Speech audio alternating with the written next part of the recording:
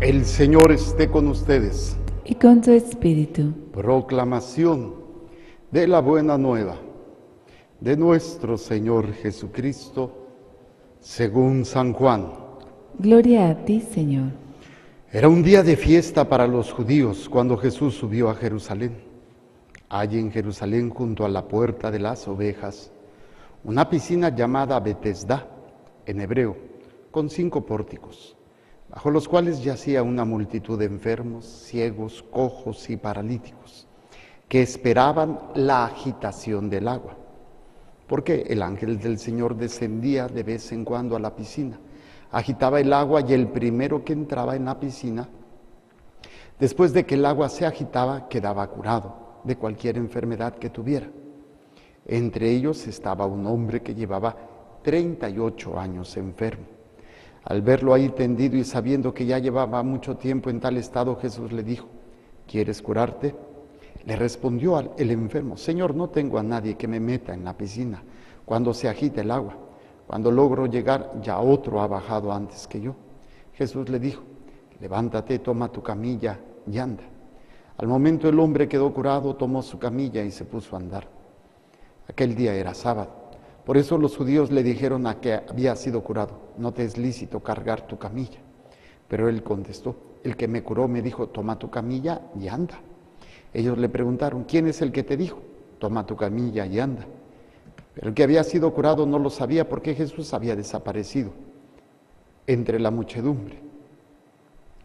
Más tarde lo encontró Jesús en el templo y le dijo: mira, ya quedaste sano, no peques más, no sea que te vaya a suceder algo peor. Aquel hombre fue y le contó a los judíos que el que lo había curado era Jesús. Por eso los judíos perseguían a Jesús, porque hacía estas cosas en sábado. Palabra del Señor. Gloria a ti, Señor Jesús. Por la lectura del Santo Evangelio, sean perdonados nuestros pecados. Amén. A ver, sentados. Vamos a tratar de ubicarnos un poquito para entender estas lecturas. Primer elemento, hay que recordar qué es o cuál es la bendición que Dios da al pueblo elegido. Había 2 signos o 2 señales de la presencia de Dios, o sea, de la bendición de Dios en el pueblo, que son las promesas que Dios hizo a Abraham, a Isaac, a Jacob, incluso a Moisés, que es la tierra prometida y una descendencia abundante.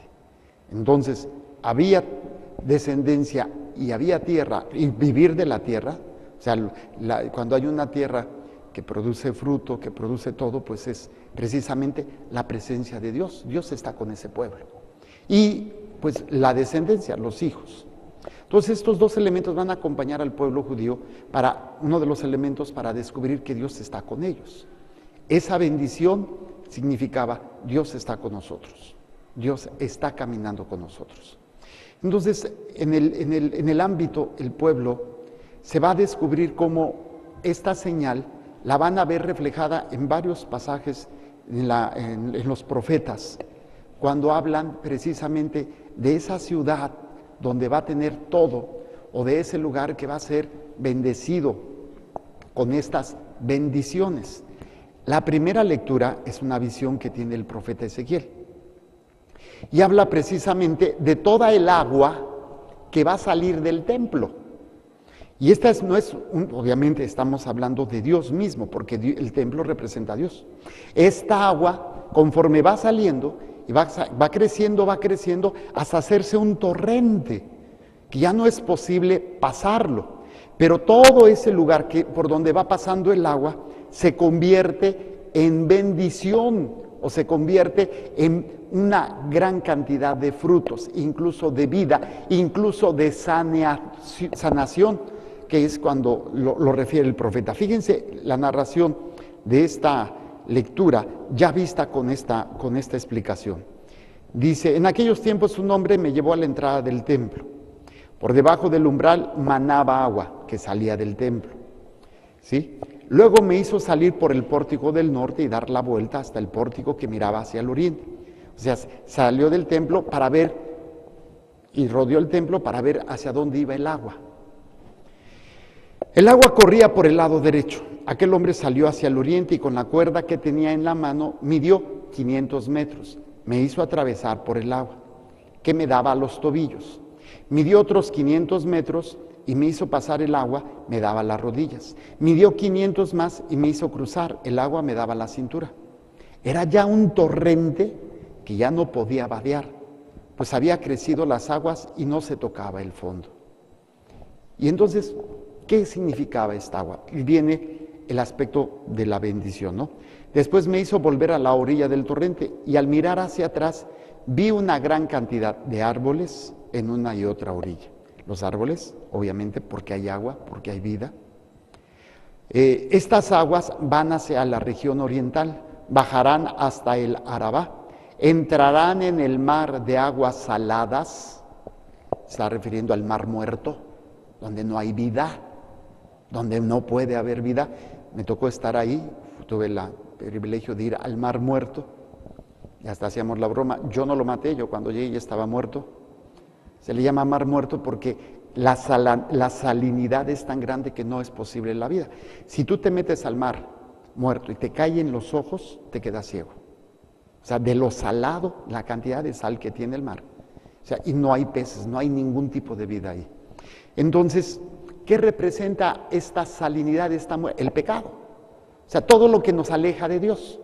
Y cómo esta agua que sale del torrente incluso va a purificar esa agua salada, que no se puede limpiar con nada, y es esta señal de la bendición. Dice que estas aguas van a la región oriental, bajarán hasta el Arabá, entrarán en el mar de agua salada y lo sanearán. O sea, donde hay muerte, empezará a haber vida. Ahora, luego viene también el aspecto de todo lo que va a haber en el agua. Todo ser viviente que se mueva por donde pasa el torrente vivirá. Pues obviamente los asentamientos humanos, los asentamientos de los animales, siempre a través de la historia han sido en lugares donde hay agua. ¿Por qué creen que esa región del Tigris y el Éufrates ha sido la cuna de grandes civilizaciones? Los mesopotámicos, los babilónicos, ahora la tierra de Irak. ¿Por qué? Porque está rodeada de agua, los dos famosos ríos, el Tigris y el Éufrates. ¿Sí? O sea, donde hay agua es más fácil asentar porque hay vida, hay la posibilidad de que haya vida. Entonces, habla de este planteamiento. Los lugares a donde llegue esta agua quedarán saneados. Por donde quiera que el torrente pase, prosperará la vida. Pues ya entendimos esta imagen. Ahora, vamos a traducirlo en el sacrificio de Cristo. Cuando a Cristo lo crucificaron, le atravesaron el costado. ¿Qué salió de ahí? Sangre y agua. Esa agua que representa la sanidad, la salvación. Donde había muerte, pecado, viene la vida eterna.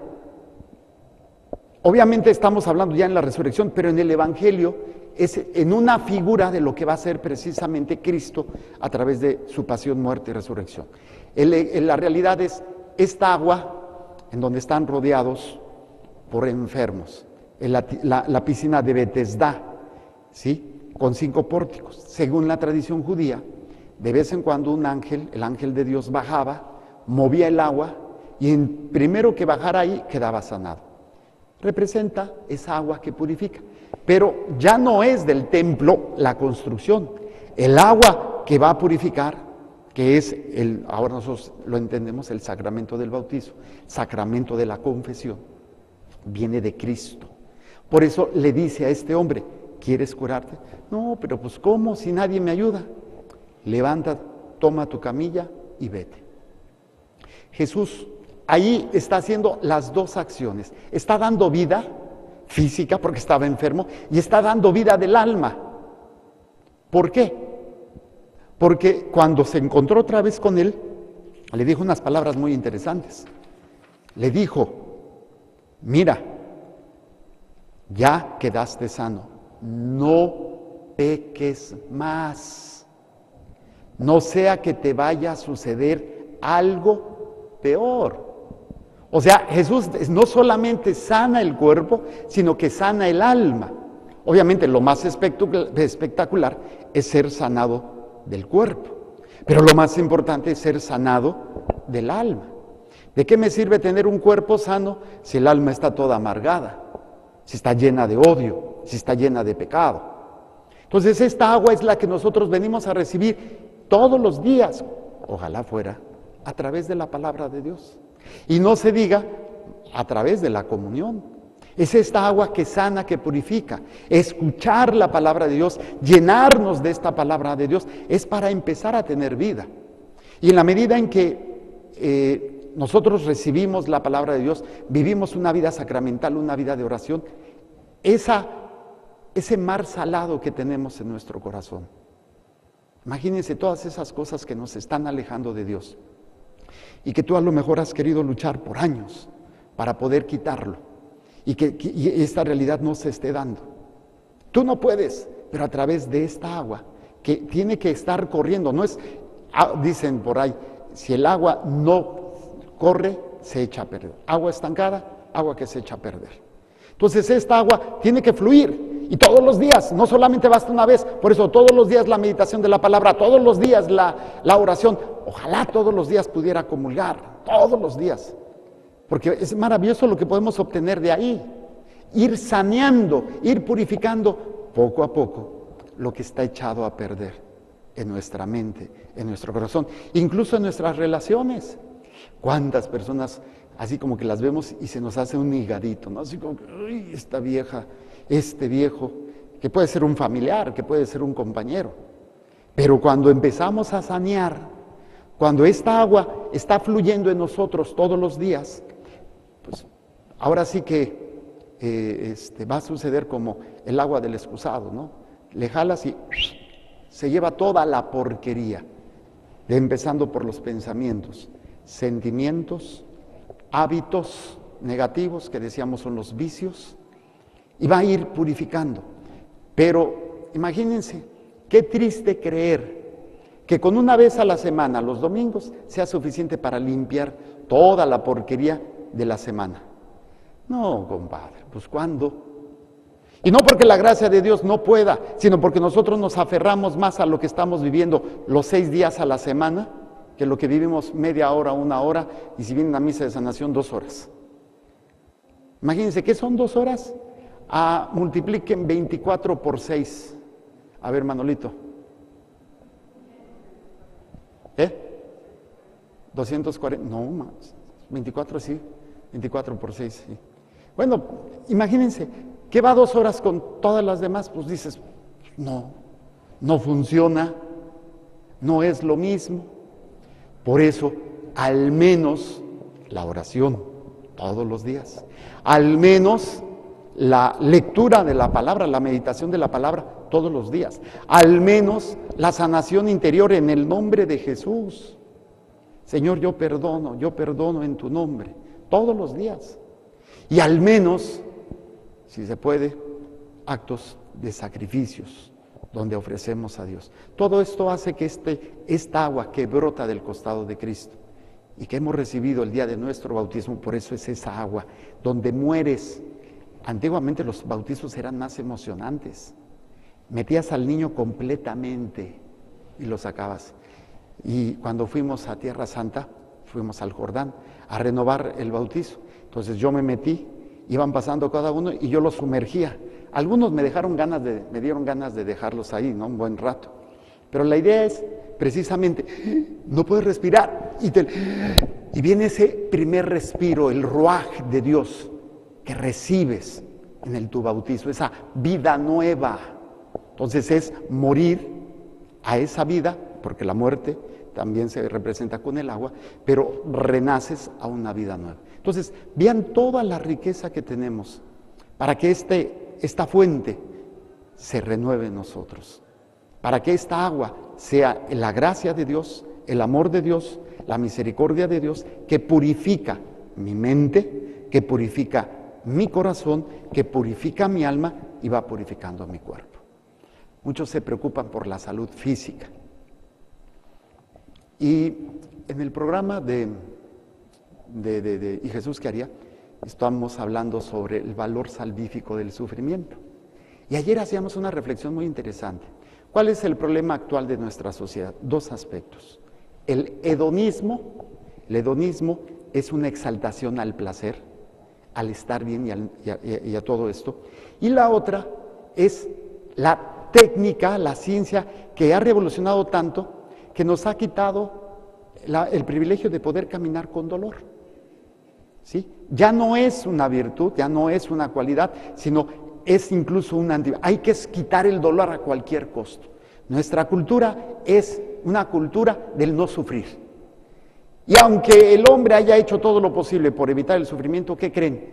Vamos a sufrir. Pero se ve como algo que tenemos que luchar para evitar. Entonces caemos en una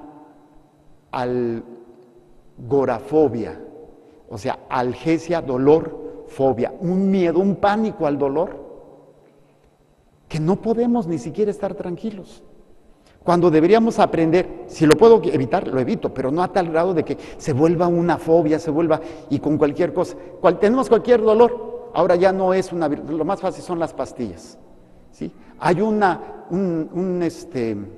boom de todos los analgésicos que en inglés le dicen el painkiller, los famosos painkiller, y medicinas para quitar el dolor y la analgesia, todo. ¿Por qué? Porque no estamos acostumbrados a caminar en el dolor. Nos ha robado la cultura occidental el aprender a caminar en el sufrimiento. Entonces, ¿qué pasa si no estoy preparado para caminar en el sufrimiento? Satanás fácilmente, como entro en sufrimiento, entro en angustia por el dolor, por el sufrimiento, no me habla, no me quiere, me hicieron esto, entonces, ¿qué sucede? Satanás fácilmente, como sabe que no resistes, te pone puertas para salir del sufrimiento. Mira, te hicieron brujería, mira, haz esto, mira, haz aquello. Y entonces, sí, evitamos el dolor temporal, pero nos vamos a acarrear el dolor eterno, la condena de nuestra alma. Fíjense todo lo que podríamos hacer si dejáramos que esta agua fluyera a través de nosotros. Yo los invito a que cada uno trabaje que esta agua vaya creciendo, como nos refiere el profeta. 500 metros le llegaba a los tobillos, otros 500 metros le llegaba a las rodillas, otros 500 metros le llegaba a la cintura, otros 500, ya no se podía pasar porque había crecido de tal manera. Los primeros metros es cuando estoy en el periodo de conocer mi fe y todavía como que pues, no es así gran cosa. Los siguientes metros cuando ya recibo los sacramentos. Los siguientes metros es cuando ya empiezo yo a vivirlo. Y los siguientes metros es cuando yo me convierto en misionero. Primeros, cuando yo voy creciendo y, por ejemplo, en el periodo del catecúmeno, que va conociendo la fe. Segundo, cuando recibo los sacramentos. Bautizo, el bautizo está ahí, pero confirmación, primera comunión. Segundo, cuando empiezo a vivirlos. Y el último, cuando me convierto en misionero, cuando llevo esta vida a otros. Y entonces es un torrente que va a dar vida a todos los demás. Incluso sanaciones físicas, liberaciones de demonios. Y quién sabe qué tantas otras cosas. Y todo gracias a la fuente que viene de Jesús. Y esa agua, esa fuente, puede brotar de los templos vivos que somos nosotros. Aquí está hablando que salió del templo de Dios. Ahora el templo ya no es esto. Dice, ¿qué no saben ustedes que son templos vivos del Espíritu Santo? Imagínate, ¿qué agua sale por tu casa? ¿Qué agua sale por tu templo? No vaya a ser como esa canción, la agüita amarilla, ¿no? ¿Qué sale de tu qué tipo de agua? ¿Llena de qué? Llena de miedos, resentimientos, pecado, odio, porquerías. Ahora, imagínate, esa agua supuestamente va a sanear lo que está sucio, pero le echas agua sucia a lo sucio, pues se va a poner más peor, como dice la viejita, ¿no? Está más peor. No, pues está peor.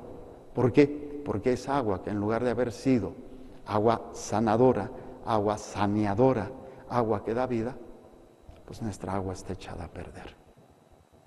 Pidámosle a Dios, en su infinito amor y misericordia, que manifieste en nosotros su gracia para poder cumplir y vivir en este ámbito la gracia de Dios en cada uno de nosotros, que es esta agua que debe de salir del templo donde habita Dios. Presentamos pues el pan y el vino y las intenciones que hay en el corazón de cada uno de ustedes.